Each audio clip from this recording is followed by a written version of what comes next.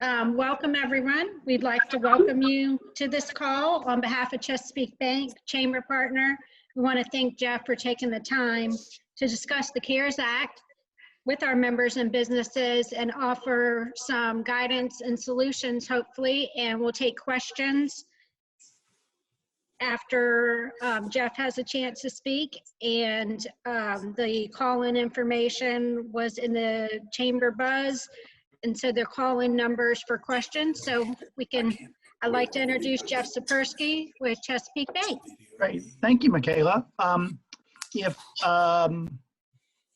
think if everyone just mute their lines, just so we don't get any ambient noise, and then we can open them up individually when everyone gets ready for Q&A, that would be best, I think.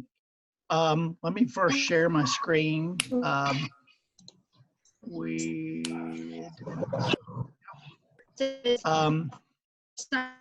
everyone can see that. What I'm going to do today is I'm just going to give you a quick overview of it's really the PPP, the Paycheck Protection Program portion of the CARES Act.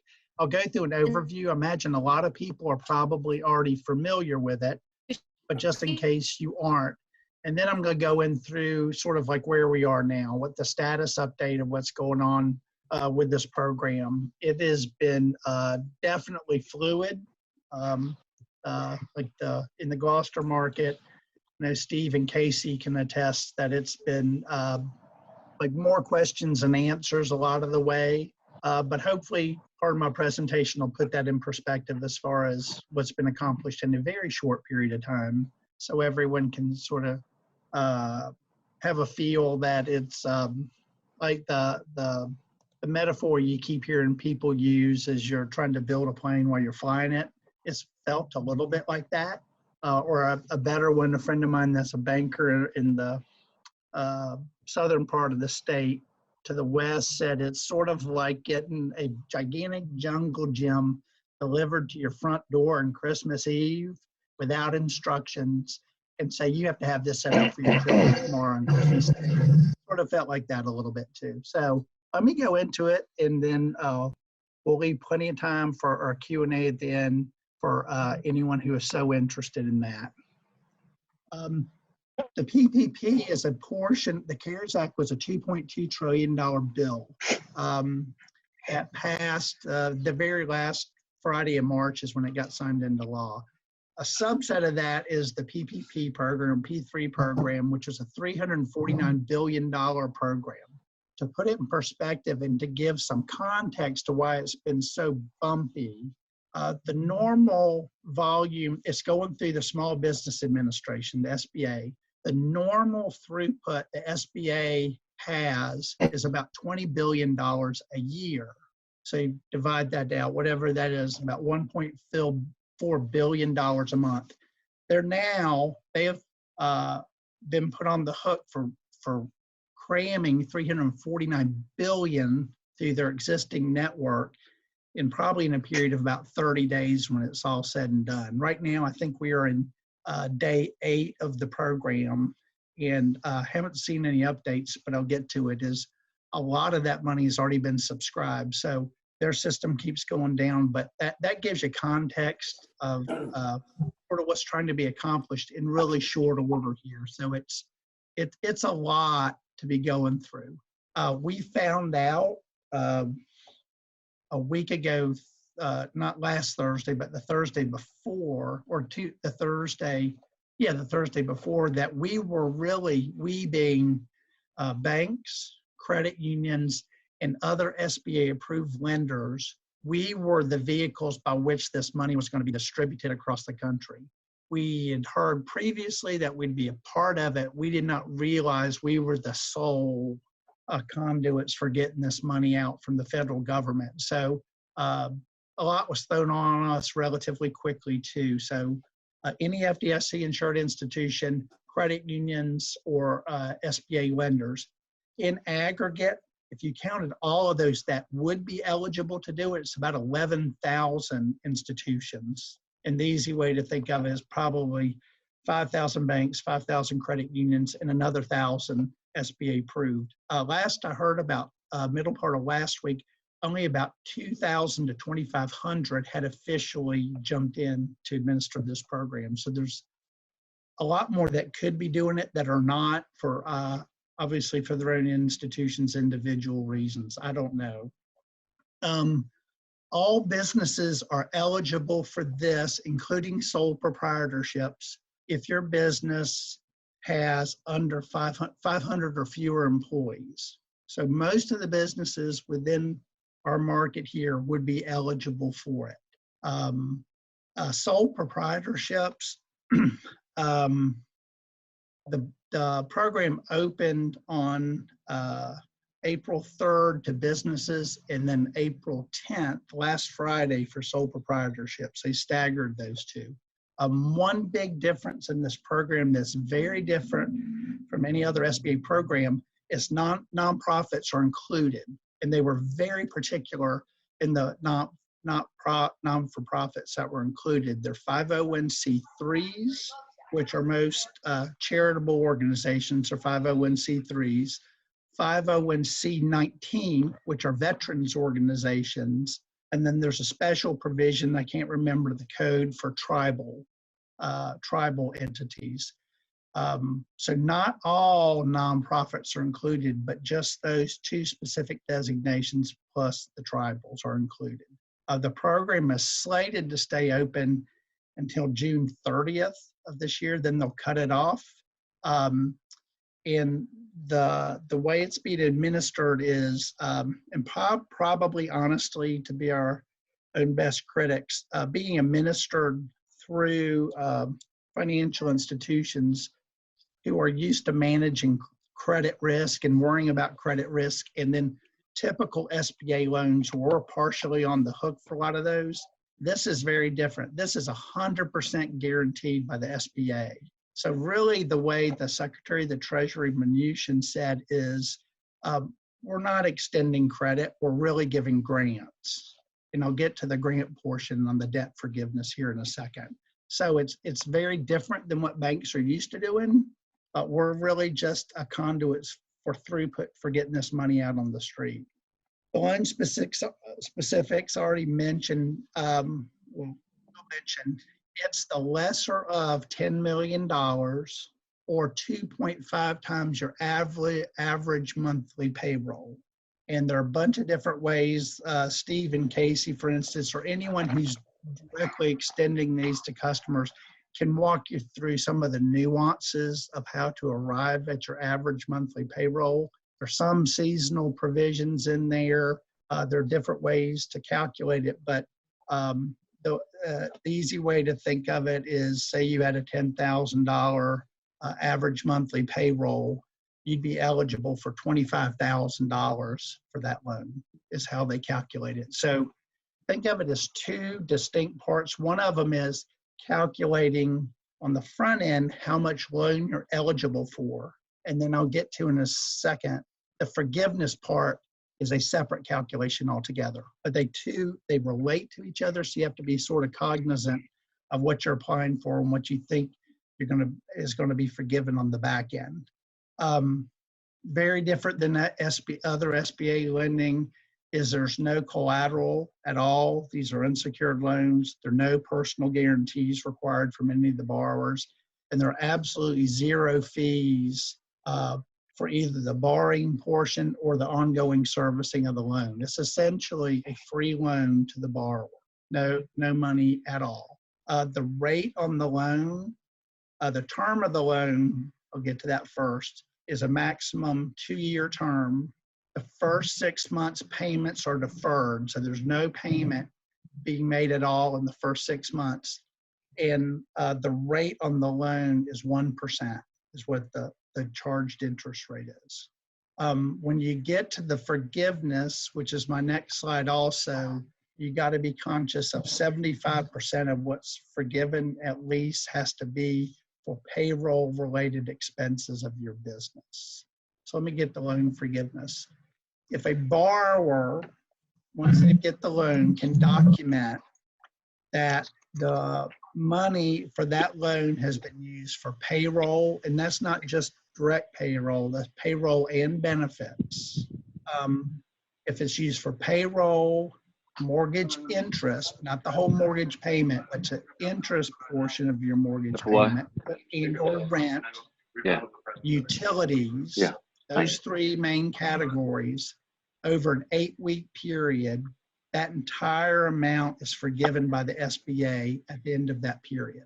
So if you had a loan for $50,000 and you can document for that 8-week period, you've at least used at least 75% of that $50,000 for payroll, and the remaining portion for either mortgage interest, rent, or utilities, and you can document that, you don't owe anything back. That's where it is in essence a grant from the U.S. government, no strings attached. Seems sort of bizarre. There's a lot of seems a little too good to be true. There's a feeling to it, but that bottom point there I put is the purpose of it is to keep people employed.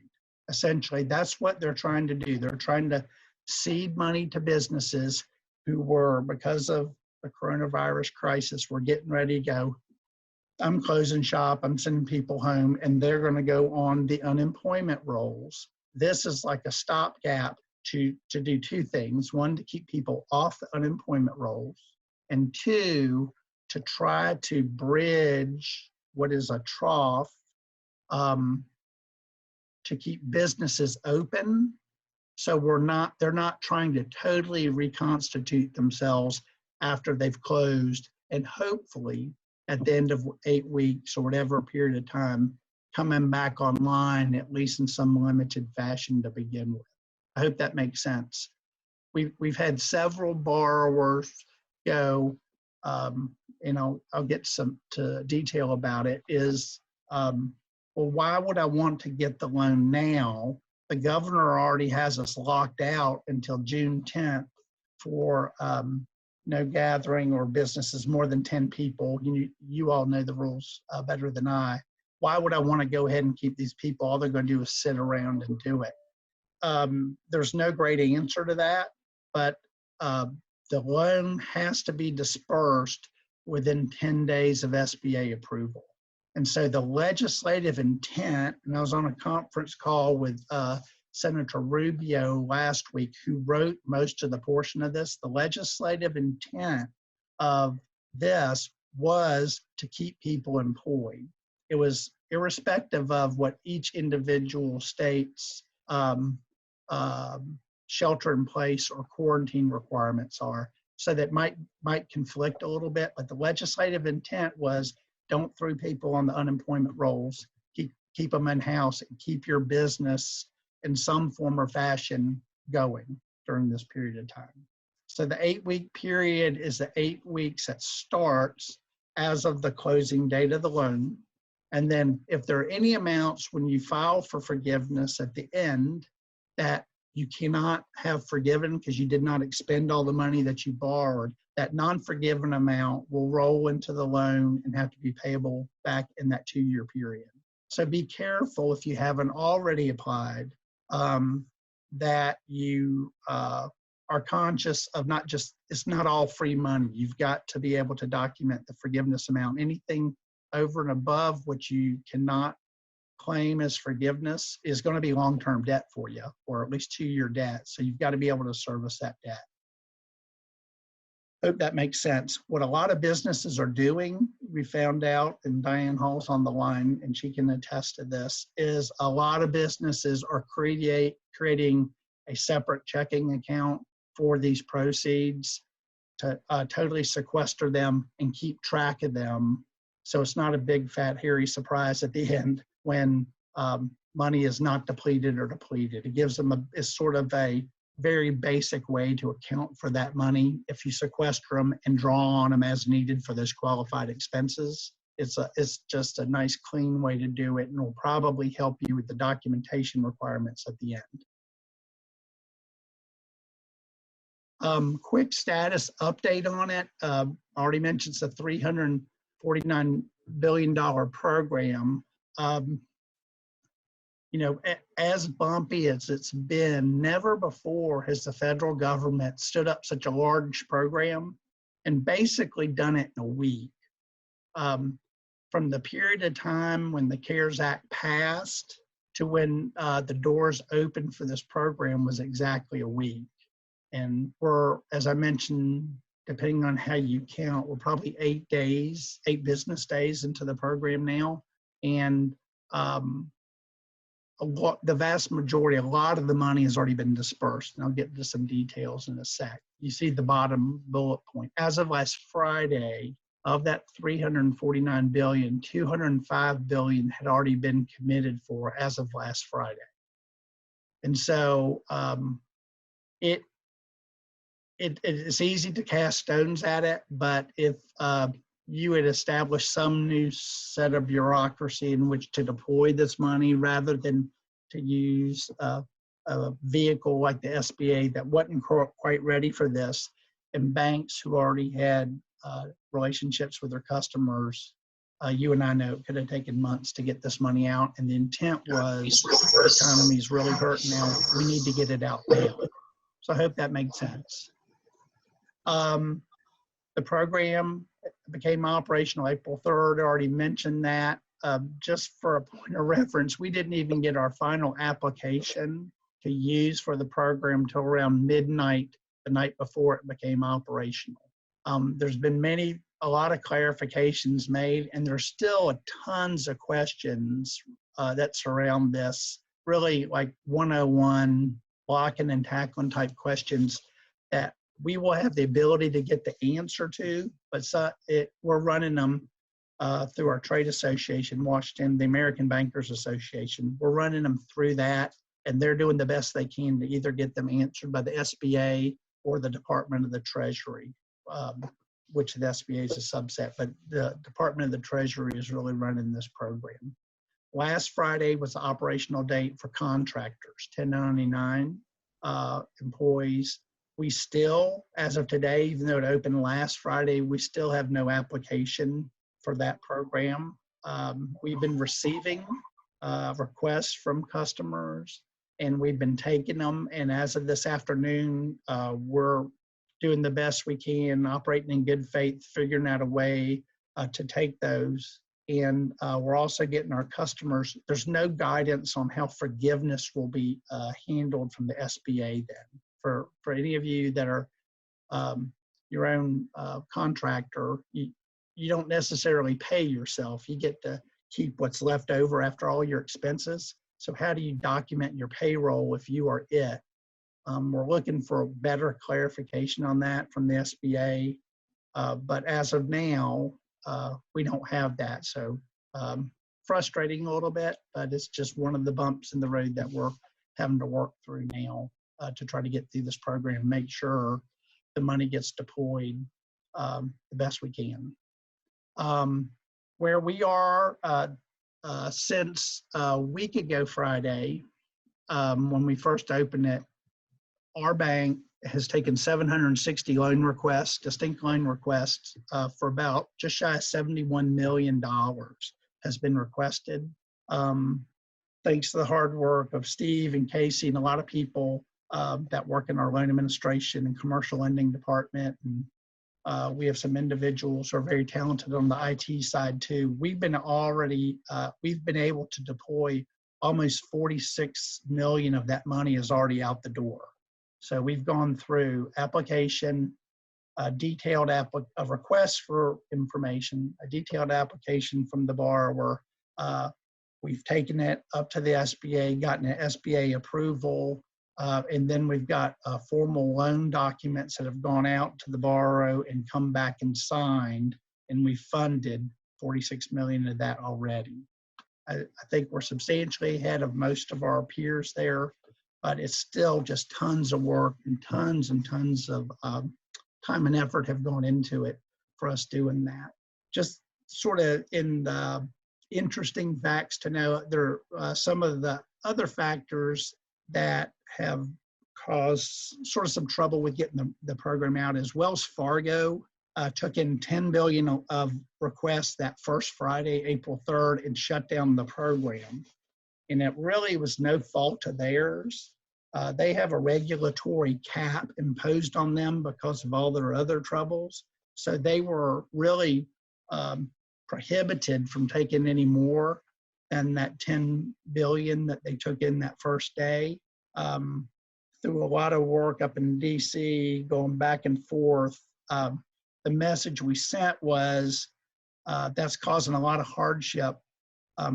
We realized why you put the regulatory cap on Wells Fargo, but it's causing a lot of headaches and strife for Wells Fargo business customers. And then likewise for our bank and other banks who've primarily been restricting this almost exclusively to our customers. We were getting a lot of Wells Fargo customers coming to us saying, my bank can't do these loans anymore. I need for you to do it for me. And all the other banks were already overwhelmed with the volume they had from their own customer base. So finally, the Federal Reserve and the OCC gave regulatory relief to Wells Fargo so that they could go over the regulatory cap for just these loans. But that caused a lot of angst in the market for a period of about three or 4 days last week. That was difficult. Second thing is some lenders have been having trouble getting SBA approval or getting sign-on credentials to the SBA system to be able to input these loans. And that's still going on now. I know I talked with a banker friend of mine, CEO today, who has been trying diligently for 8 straight days to get these folks to be able to submit to the SBA, and he just can't get the SBA to add them as users on their system. So that's another one of the throughput things that we've run into with the SBA. And then the SBA site, I showed you the volume numbers. It's been crashing. It was down substantially that first day, April 3rd, for most of the day. They did take the site down this past Saturday, build a little bit more resiliency into it, and supposedly that's going to make it better. And they've also brought up an alternate website through AWS, Amazon Web Services, to handle some of the input. So I think, from what I understand, that's helping out a lot. So we'll see. Time will tell on that one. How to apply, I already mentioned it. Your bank or your credit union will be your conduit for applications. And I think, I wouldn't say we're getting good at it, but we're a lot better at it than we were April 3rd. We've been OJT, on the job training as we've been going. The banks, we submit all this stuff electronically, so it does not entail you having to come into the bank or the credit union. I can only speak for ourselves, but you do not have to come in for physical contact to get this done. I already mentioned the 10-day funding requirement. That's going to be difficult for a lot of banks to meet. It was initially 5 days, and we had a concession that was granted last week to 10 days. It still makes it very difficult given the volume, the tsunami that we've had in the first week or so. And as I mentioned, almost all banks are restricting this to existing customers because it's surrounded by some regulations that are in acronyms only bankers know, but it's BSA, anti-money laundering, and also KYC, which is Know Your Customer, to prevent fraud in this program to the extent possible. Most banks have chosen not to bring on new customers in this because we don't know those new customers. So far it's working for us. I mean, obviously there are people asking us if we can do more, and we just are not in a position to do that now for throughput reasons and for KYC reasons right now.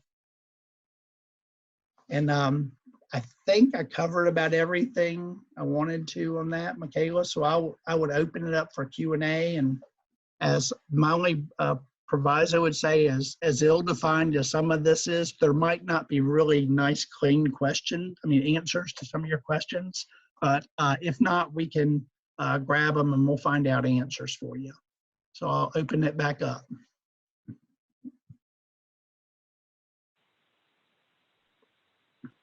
I guess I'd first ask Steve and Casey.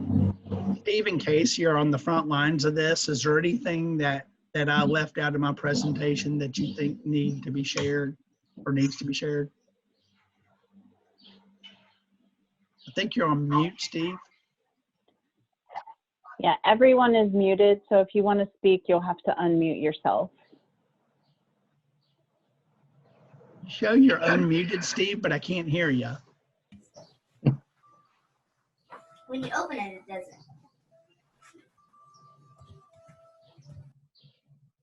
If you talk really slowly, I'll try to lip read. No.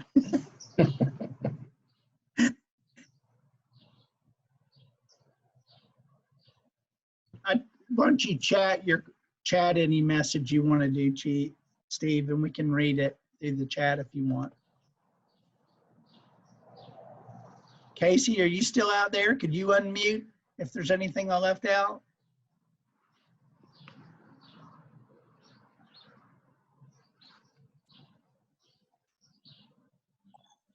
Okay, can you hear me? I can Yeah. now, Okay, yes. awesome. Hey guys.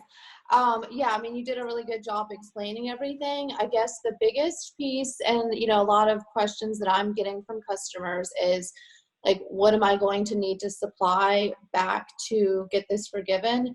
And like Jeff mentioned, there's just not clear guidance on that. So my biggest thing is just make sure you keep your clean records. Like you said, if you have a separate checking account, that will be really helpful. But as long as you just keep your documentations clean and all the evidence and get that back to us, I think that's going to be key for it. They said that before the first chance to file for forgiveness would be about 8 weeks out. So presumably by that time, we will have guidance on what they want to see. I know that's sort of disconcerting now for people who want to keep track of it as they go. But like Casey said, just be really diligent about those 3 main categories, and I think you'll be fine. They've sort of said on the back end, given the volume that's going through here, it's not going to be, they're going to want documentation, but it's going to be somewhere between you just writing down a number and doing an IRS audit. It's going to be some minimal verification that will fall on us as a bank that we're satisfied before we submit it up to the SBA. That will be another log jam that's going to happen, very much like the last week's been a log jam. There'll be another log jam about 2 months out as that part of the process comes through. So we'll handle it as it comes. Jeff, there's a couple questions in the chat. It looks like it just says contractors cannot get benefits at this time, ?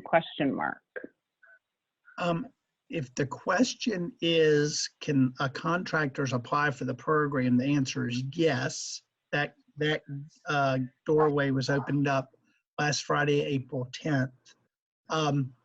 That goes back to my part of the presentation. We still don't have an application for what that looks like or how forgiveness is going to be calculated at all. But you can apply. You can get benefits in this, and I would go ahead. And we are now taking, we've been, well, Steve, you'd know better than I, you and Casey. We're taking applications now, and we're just going to use the existing application that's been out there. A lot of it's sort of not applicable for contractors because it's sort of geared for C Corps, S Corps, and LLCs and partnerships and stuff. But we're going to use that existing application and just do the best we can with it. But yes, you are eligible for benefits.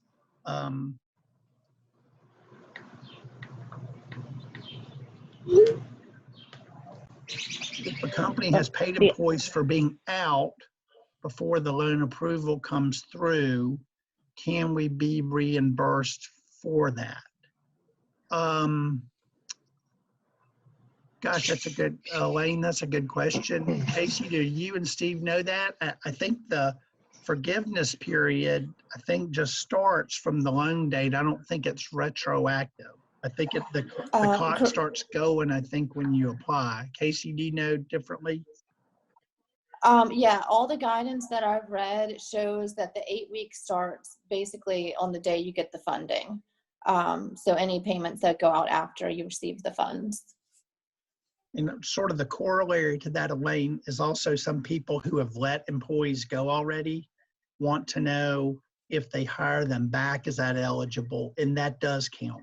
As long as they are hired back during that 8 week period, you can bring people back on and that's eligible for the forgiveness, and that's good all the way through June 30th, but only for 8 weeks. And Jeff, on a call with Congressman Whitman, he stated that that date for bringing employees on was February 15th, because you couldn't go on and hire a bunch of new employees and then apply and get the funds that way, that date was February 15th. Are you familiar with that?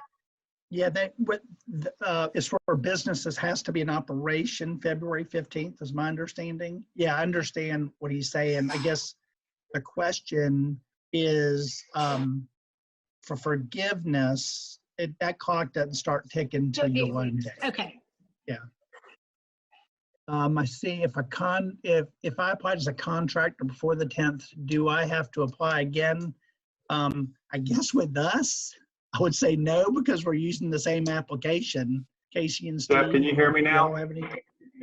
Okay, can, I was yeah. on phone audio and it messed up, so I got on computer audio now. So I'll take that one. So as far as that goes, no, they would not have to reapply again. We had their applications. When we were, those type of instances, when we were waiting on guidance for that, we just hold on to those. We gather their information. And now that we're starting to get that information, we can roll with it and get it done for them. But they do not have to reapply. I'm calling up something as we're on the phone now, sort of brag on Steve and Casey. They have done the most loans of anyone in the whole bank. I think between unfunded requests and funded by Steve, he's at about 120 loans, and Casey's at beating him out. I think she's at about 130. So back to my point, a lot of people have been very busy. They've been very busy. She's been taking my customers. I'm just kidding. When you guys.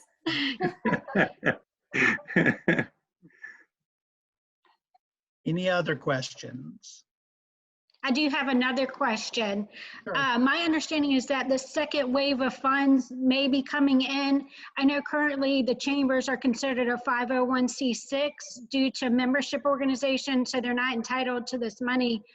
Have you heard anything else about the second wave and chambers?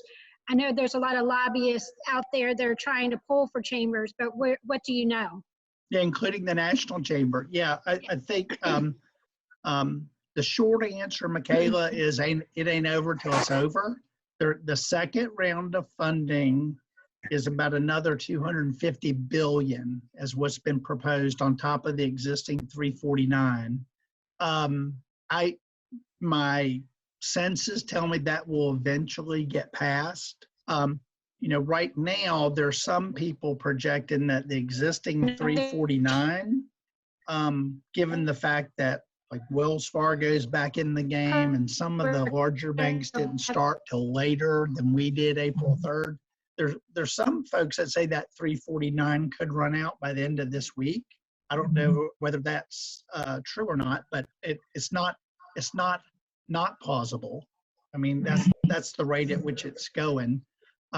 On the 250, the original intent of the 250 was that would be there before the 349 ran out to allay the fears of everyone. So there's not like a gold rush mentality of people running to get this money that's drying up really quickly.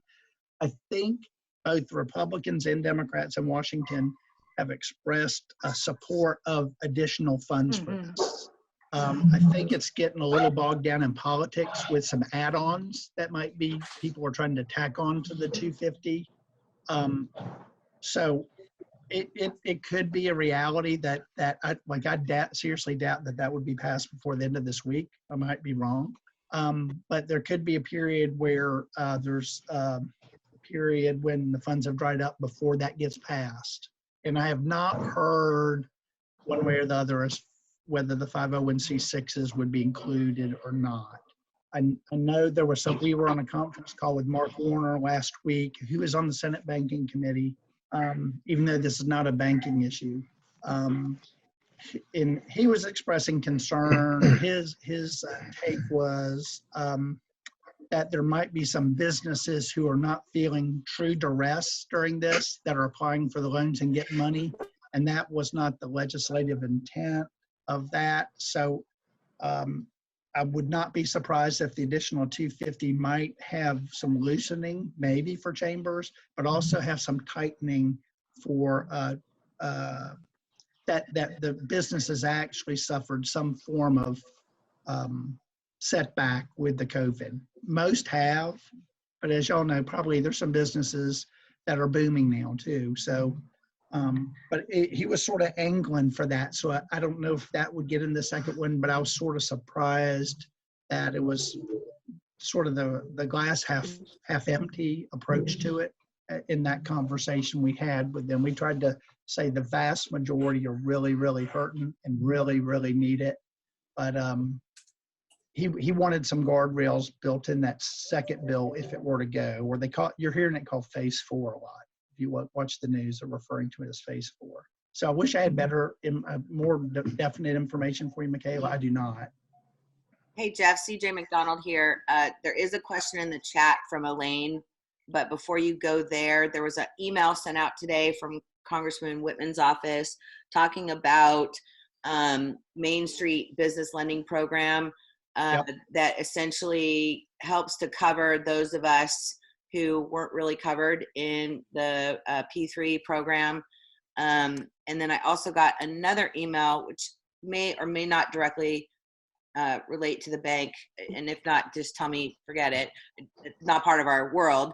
But got an email from the Small Business Administration this morning stating that they're putting further guidance and clarification on the EIDL $10,000 disaster grant, where it's per employee, not just a $10,000.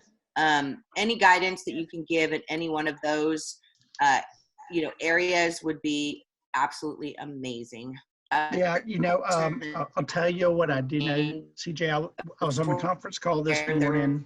We were talking through with the Richmond Fed president, a guy named Tom Barkin, of sort of what's rolling out. That the Main Street program is they quite have not nailed down Main Street lending program all that. My understanding, what I read the same thing from Congressman Whitman too, is for a small to middle-sized businesses. It's really a tier up a little bit from what the P3 program is. And I think the minimum loan amount is $1 million, I believe, if I read that right. And as far as I understand, that is a 95.5 guarantee. So the bank would be on the hook for 5%. So the intent of that program is different than the PPP, which is like a grant. Like we're given that money if you can prove that you used it for the purposes we intended.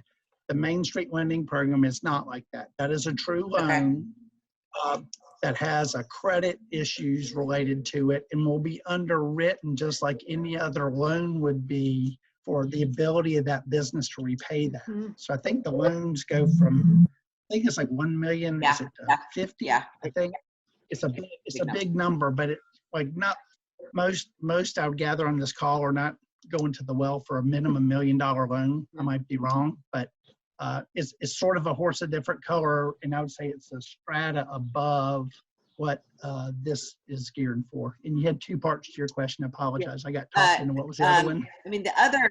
Oh, the EIDL. Yeah, the EIDL loans. Yeah, we have not, that started off, that is the typical program the SBA offers for like any disaster, like tornadoes, hurricanes. That EIDL loan program has always been there.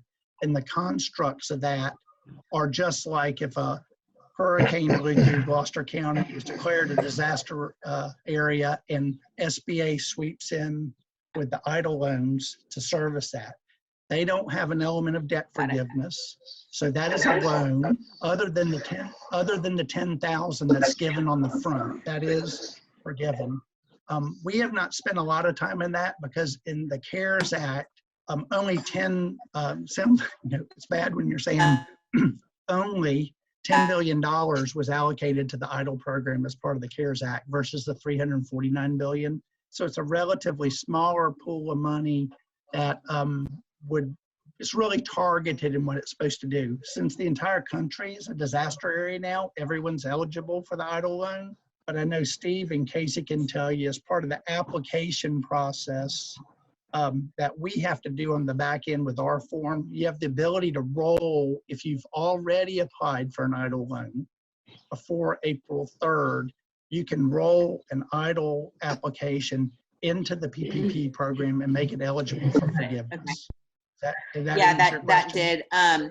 So Lane had a question about, and we're kind of in a similar situation. So we're an entrepreneurial family, and so we have 2 LLCs.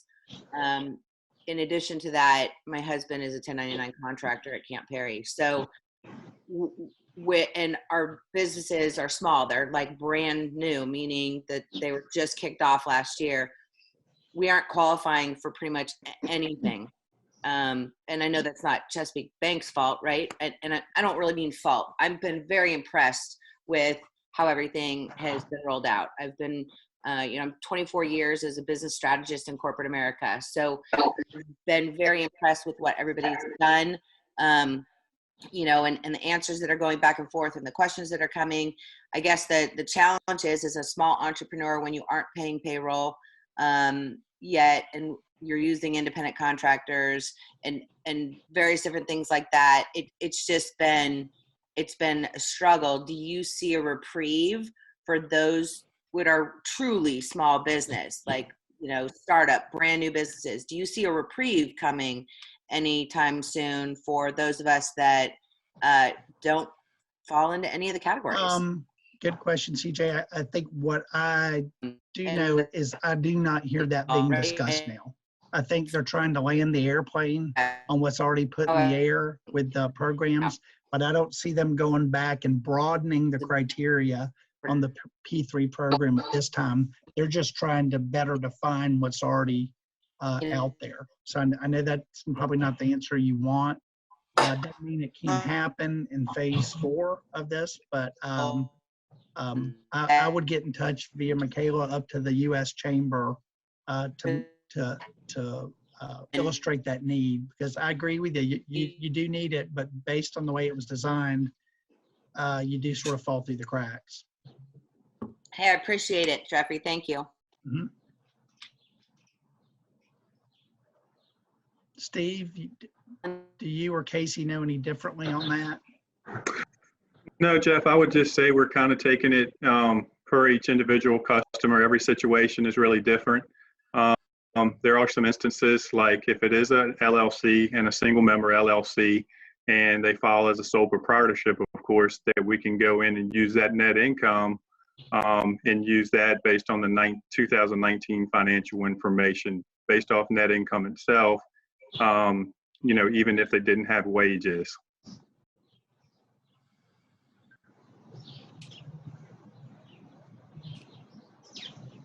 There's some questions in the chat, Jeff. Okay. What about fringes being paid for employees who are out of work, health insurance? Will there still be a tax credit, or can a portion of that be reimbursable?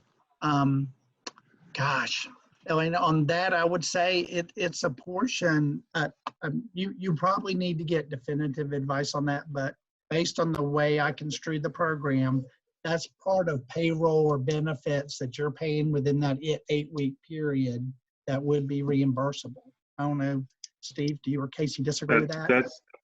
No, that's correct, Jeff. In the payroll section, the health insurance and 401k can be included in that. That is correct, but it is still capped at that $100,000 maximum per employee. And then I have a question. Do you anticipate getting approved? When do you anticipate getting approval from SBA on the PPP grants already submitted to Chesapeake Bank? I can tell you the current average cycle time for all the loans that we have is 8 days. The average from the request to the SBA to getting a loan number request is 5.27, and it takes us 4 days to get from once we get the SBA assignment to a funded loan. But that's the average. So right now we have, I can tell you exactly, we have 766 requests. We have 149 that still need underwriting in a loan amount. And a lot of that has to do with maybe not getting complete information from the borrowers on the front end. And then we only have 22 ready to submit to the SBA that are in process. All the rest are already approved and waiting on loan documents. So it's really 149 right now. And Stephen, Casey, I don't know in what order you are working yours, but they're taking one right after another as we go through them. And we pulled in probably about an additional 10 or 12 people into this process to help with throughput for us.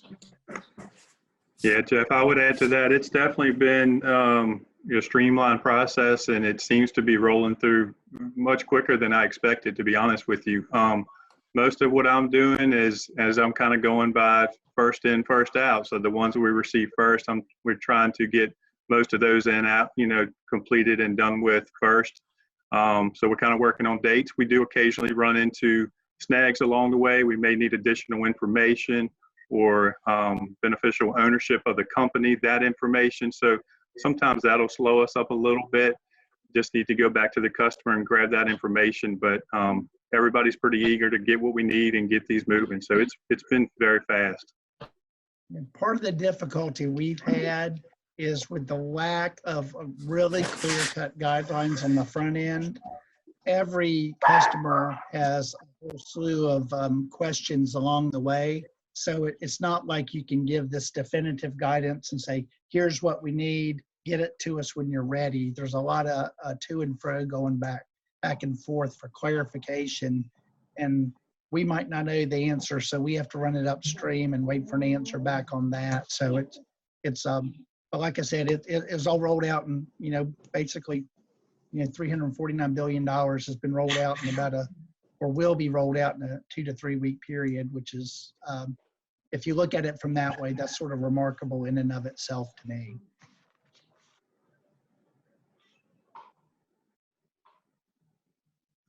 Any other questions? Hey, Jeff. Yeah.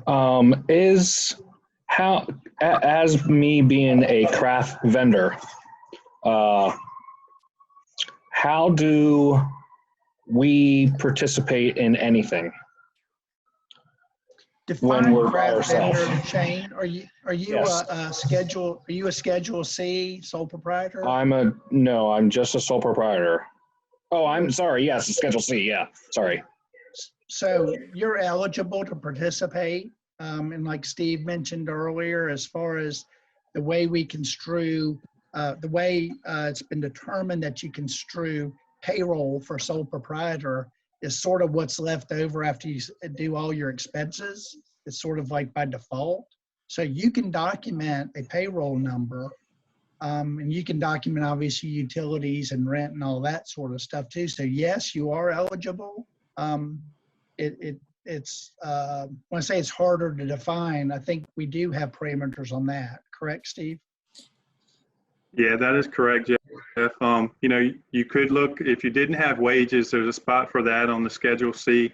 But if you didn't have wages, Shane, Jeff is correct, that net income, we can use that figure after all expenses are gone. And usually what we've been doing on that is using the net income from your 2019 tax return. If you have that completed, and if you don't have that completed, we've been getting a 2019 profit and loss statement for your business, and then getting the 2018 tax return to support that. And what if the 2018 was a loss because of how bad the year was for us? Sure. That's a little bit of gets a little more in depth. I would say we would look at the 2018 compared to the 2019. From our guidance that most of the guidance we've received from the SBA so far, they really want to lean on a tax document. So, a lot of the basis would go off that 2018, but again, on that, we would kind of need to look at the whole picture and look at all of those financials that you have. Okay, what about for our 1099 employees per se? Sure. So on the 1099s, my understanding is that you would not be able to claim that. each individual employee with their own 1099 could go and try to and apply for these grant funds. So instead of you doing on behalf of them, since they are a 1099 employee, they may file a Schedule C also as a sole proprietorship, and they would apply on their own rather than you apply up for them. Does that make sense? Yeah, yeah. Okay. Now, what if, the show season sort of started out as a complete failure this year, which we have, I don't know, 5, 6 other associates that sell for me. And obviously they did not start yet because craft shows are not started now. They're all pushed out or they're all canceled all the way through like mid-August. Sure. So how is that going to work? So Go ahead, Steve. I would consider your business in that point seasonal. And if it is seasonal, Shane, the dates that the SBA is saying or the Treasury is saying we can use for seasonal business is February 15th, 2019 through June 30th, 2019. Okay. Even though I haven't, those those associates that I have not made any income this year because we haven't had any shows. How do we prove that? Should I set them up as W-2s for this year? Shane, I guess I'll answer this one. I guess the way to think of it is 2 distinct calculations. One of them is the calculation of the amount that you're eligible to apply for the loan. And that's where Steve said you can go back to 19, and that helps you calculate that 2.5 times monthly payroll and say, here's the loan I'm eligible for. Okay, push that aside. Entirely separately is, okay, now I have this loan. Okay, how am I going to use up this loan within, it's going to be dispersed within 10 days of closing. And then from 8 weeks from that point, how am I going to use up that loan in qualified expenditures to make sure that they're forgiven? So that's, I think, if you're not going to have any shows until August, you might not have the eligible expenditures within that 8-week period to be able to negate that loan and have it treated as forgiveness. Does that make sense? Well, that's the whole problem. I mean, every single day last week, we had shows that were canceling. I'm from Hershey, Pennsylvania. And the birds in the background, I'm sitting on my hammock, by the way. Good for you. In my backyard. But I don't know what to do. I mean, I don't know I mean, right now, both of my checking accounts are completely in the negative column. I don't seem to qualify for anything. And up here in Pennsylvania, the PCE, which is the pandemic unemployment, is not even up and running yet for sole proprietors. Now I have lots of friends all over the place that are doing craft shows just like myself. My friend Erin from Syracuse, New York, she already applied, and one of her employees already got the money. So I don't know where to start. I mean, I contact the SBA almost every day and talk to somebody there. I read tons and tons of literature. I don't know what else to do. I guess, Shane, I would say, based on what I'm hearing, your situation, I don't think this program fits your need. The SBA was handed this legislation that came out of Congress within about a week. Right. And it sounds, sort of similar to my comment to CJ. It sounds, they tried to do as broad a brush and include as many types of businesses as they could. And they included sole proprietorships and not-for-profits. But based on what I hear, your circumstances, doesn't sound like you fit in the parameters of this program. And that's probably not the answer you want to hear, but that would be my view. So I think the SBA, their hands are tied. They're administering what has been legislated on them. So they don't have a lot of latitude either. Right, yeah, and I have no idea what to do. I mean, we're sort of, and there's a lot of us that are in this same situation. So the only thing that I thought maybe that we would qualify for is that pandemic unemployment. Would you agree on that? I don't know what that Pennsylvania law is, Shane. I'm not familiar with that in the slightest, so I would punt on an answer to that one. I think it's very similar to every other state. It's this, it just, how can I say it? Because it's a national thing.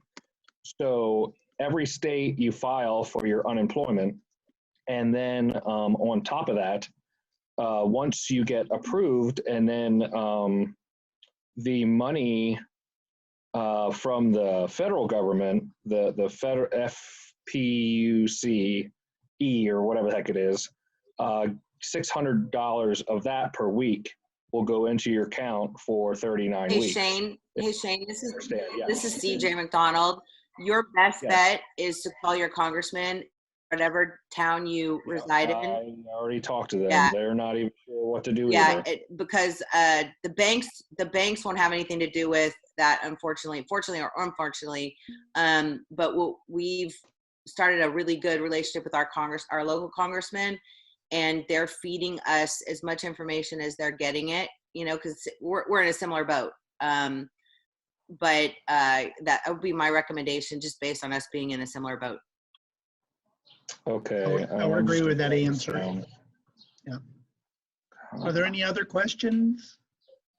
So I did read on that. I applied for that 10,000 when it first came out, and I just got an email today about it, stating that for the first time they are now going off of this, like we were just talking, the employee. Every employee that you have is equal to $1,000, up to 10,000, and then that can be forgiven. Is that, how can they just write something in like that at the last minute, like now? I know they're the government, but Yeah, because that was not something that was mentioned anywhere up until today. yeah, I don't have an answer for that, Shane. I think that's the nature of the environment in which we're dealing right now. And Yeah. it's when I said earlier in my presentation, it's fluid. I think fluid is being generous. That's for sure.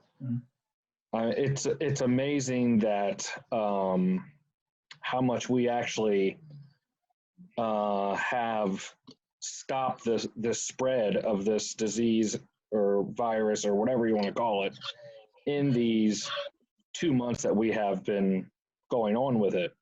I just wish everybody was already gloved and wearing masks, say 2 months ago, and then we would already be out of it. But I don't know. I'm very, I guess all the craft shows that we do are so worried about, because a lot of times we have to pay for them 6 to 8 months in advance, and they got to set their information up, just like the Gloucester Daffodil Festival. I just don't know what else to do. I wish I had some better answers for you, Shane, but I do not. Yeah. It's just a difficult time for a lot of different sectors right now. Are there any other questions, Michaela's, or anything that I'm not seeing?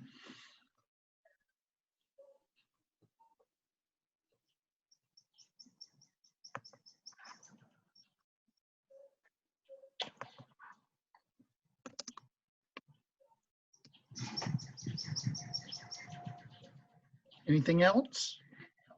I guess I would just close with, if you have any questions after this, Steve and Casey are definitely the front lines over there.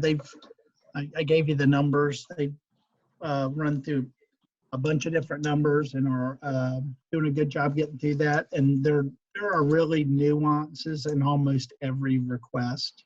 There's really no cookie cutter approach to this given the lack of guidance. So we will try to help you navigate through that if you have that. But if you have any questions, just please contact them and we'll do the best we can. It's just interesting times all the way around, but I do think it's sort of incumbent as a bank. We definitely need to facilitate customers within our trade area getting this money where they're eligible. You heard the numbers, the $70-ish million. That's a fair amount of economic stimulus for our trade area. I don't have the exact number for the Gloucester Matthews market, but it's substantial. And it can make a real difference in trying to bridge this trough to get us back to hopefully at least semi-normal times. And so don't be shy in applying for it. I think it's needed at this stage, and the intent is to keep businesses viable until we can pop out the other end of this. It is a nightmare. It is. It is. To put it in perspective, the Federal Reserve president that we're on the conference call with today, we won't see official unemployment numbers for a while. And this is just giving his opinion back of the napkin. He said, if I had to guess right now, I would guess true unemployment, given what's gone on in the last 3 weeks. We've had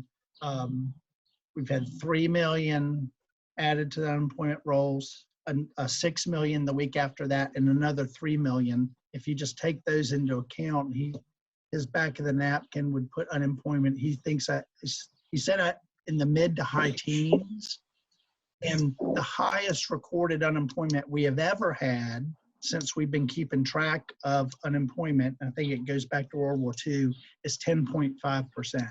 So we are way ahead of what our record unemployment is.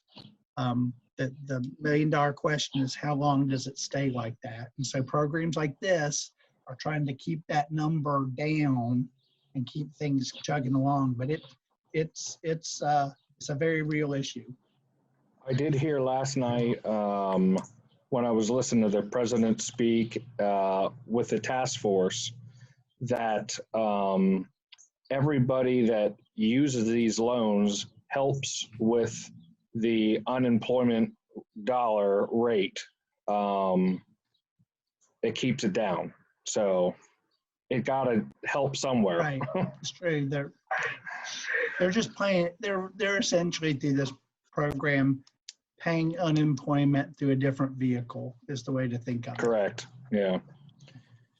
Michaela, anything else? I have a quick question. Can you hear me? Sure. Yeah, so do you have any suggestions for somebody that's a sole proprietor or private contractor that does not have a bank account with you guys? I have a bank account with Bank of America. I have had for a long time, but they're only doing business with people that have business accounts. Well, that's your first problem, Sean, is you're dealing with Bank of America. And I'm sorry. I'm just joking. I would recommend, Sean, talking to Steve or Casey and see if there's some way we can make something work. Like I said, we're doing it for, it's amazing that Bank of America would not do that for you, though. If you're a sole proprietor, they should be doing that. Are you sure you asked the right questions? Maybe I haven't, and I've been having trouble even getting in contact with anybody. So that's, again, another problem dealing with Bank of America. But, I don't have a business account of any kind because I've always just been a private contractor. So I just have my own personal account. But you've got a business. So as a sole proprietor, they might not have understood your question, but you should be able to apply for that. Do that. Sorry, you're fading out a little bit, Sean. Sorry, I said confused of the definition of a sole proprietor. I'm just like a 1099. I just get a 1099 as a private contractor. That would qualify. You have a business.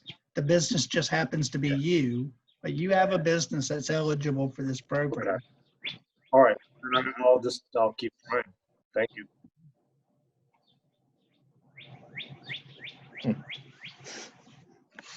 Anything else, Michaela? Up, you're on mute. Okay. Yes, I just wanted to say that the chamber is trying to play the role in getting the information out 2 to 3 times a week. We're putting information in the buzz. All the information that we're getting, which is a tremendous amount, is coming from the EDA, Whitman, Warner, Kane, the governor, U.S. Chamber, all surrounding chambers, Gloucester government agencies. And we're just trying to send it out and synopsis it because a lot of it is repetitive. But if you need anything or have questions, the chamber is available, the email is available, and we want to help any way we can. Our board members are calling, and we're calling to get updates on businesses to find out where they are, open, closed, what kind of promotions. We've started a link on our website. So we're trying to be the information highway that we can to kind of share the burden with the businesses. So this is very helpful in what you've done today. Michaela, I have a little quote that I've kept on my side that we have investment advisors out of Chicago that helps us, and they're smart folks, but I was on a webinar with them about 3 weeks ago. And his quote was, and it seems very apt for this time, it says, "You don't want to be simple in a world that makes you be complicated." And right now you go, "Oh, this is just so complicated. I don't feel," it is really one of those times where you just have to grind it out and dig in and try to understand best you can, because the times require that of all of us.